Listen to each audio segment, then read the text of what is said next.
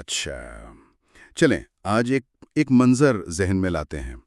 لبنان اور شام کا خوبصورت سرسبز علاقہ، لیکن وہاں کے لوگ وہ اللہ کو چھوڑ کر ایک بت کی پوجا کر رہے ہیں۔ نام تھا اس کا بال۔ اور اسی ماحول میں ایک آواز بلند ہوتی ہے حضرت الیاس علیہ السلام کی، اکیلے ایک پوری قوم کے سامنے۔ اور ان کا سوال بہت سیدھا تھا، تم بہترین خالق کو چھوڑ کر بال کو کیوں پکارتے ہو؟ جی، اور پتہ ہے ان کا جواب کیا تھا؟ کوئی دلیل نہیں، کوئی منطق نہیں، انہوں نے صرف مذاق اڑایا اور کہا کہ بھئی یہ تو ہمارے باپ دادا کا طریقہ ہے، ہم اسے کیسے چھوڑ دیں؟ اچھا، تو یہ صرف کفر کا معاملہ نہیں تھا، یہ روایت پرستی کا تھا؟ بالکل، یہ اپنی شناخت کا مسئلہ بن گیا تھا۔ جب کوئی معاشرہ اپنی روایات کو سچائی پر فوقیت دے تو وہ سمجھے ایک بند گلی میں داخل ہو جاتا ہے۔ صحیح۔ تو اس تعطل کو پھر توڑا کیسے گیا؟ ظاہر ہے صرف باتوں سے تو وہ مان نہیں رہے تھے۔ یہاں کہانی میں ایک بڑا زبردست موڑ آتا ہے۔ اللہ نے ان کے عقیدے کی جڑ پر ہی ضرب لگائی۔ وہ لوگ بال کو بارش اور خوشحالی کا دیوتا مانتے تھے نا؟ جی، اللہ نے آسمان سے بارش ہی روک دی۔ اوہو۔ کئی سال تک ایک قطرہ نہیں برسا، زمین سوکھ گئی، فصلیں تباہ، ہر طرف قحط ہی قحط۔ تو یہ قحط صرف ایک قدرتی آفت نہیں تھی، مطلب اس کے وقت میں کوئی خاص پیغام تھا؟ بالکل، یہ ایک سیدھا چیلنج تھا ان کے بت کو کہ اگر بائل میں طاقت ہے تو لاؤ بارش۔ اور ظاہر ہے وہ کچھ نہ کر سکا ہوگا۔ کچھ بھی نہیں۔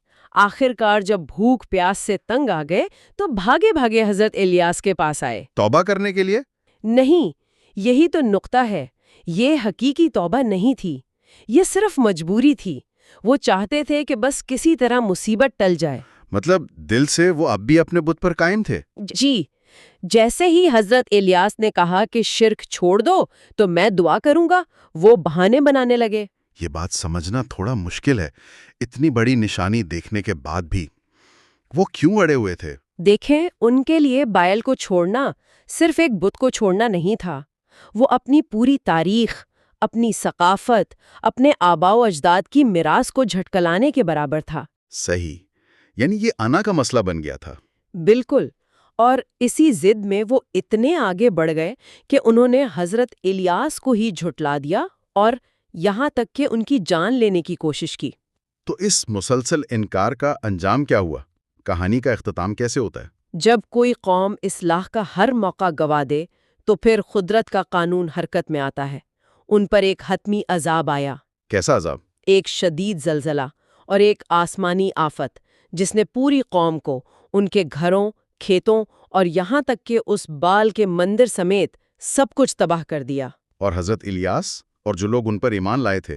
وہ محفوظ رہے، صرف وہی چند لوگ بچائے گئے، باقی پوری قوم صفحہ ہستی سے مٹا دی گئی۔ واہ، یہ تو بہت ہی واضح انجام ہے۔ ایک طرف پوری تہذیب ختم، دوسری طرف ایک نبی اور اس کے چند ساتھی بچ گئے۔ اس سے ہمیں کیا سبق ملتا ہے؟ اس میں دو طرح کی میراث کا تقابل ہے۔